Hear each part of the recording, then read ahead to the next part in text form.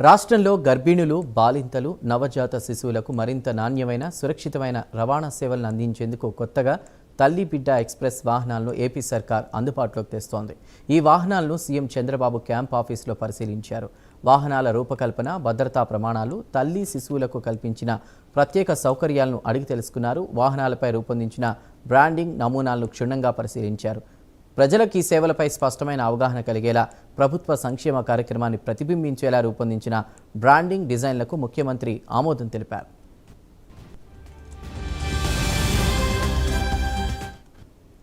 ప్రభుత్వ ఆసుపత్రుల్లో ప్రసవించిన బాలింతలు, వారి నవజాత శిశువులు, సహాయకులను ఉచితంగా వారి ఇళ్లకు ఈ వాహనాలు చేర్చనున్నాయి. రక్తహీనతతో బాధపడే గర్భిణులకు వైద్య పరీక్షల నిమిత్తం ఆసుపత్రులకు వచ్చే గర్భిణులకు ఈ వాహనాలతో రవాణా సేవలు అందించనున్నారు. ఈ కార్యక్రమం కోసం రాష్ట్ర వ్యాప్తంగా 500 ప్రత్యేక వాహనాలు వినియోగించనున్నారు.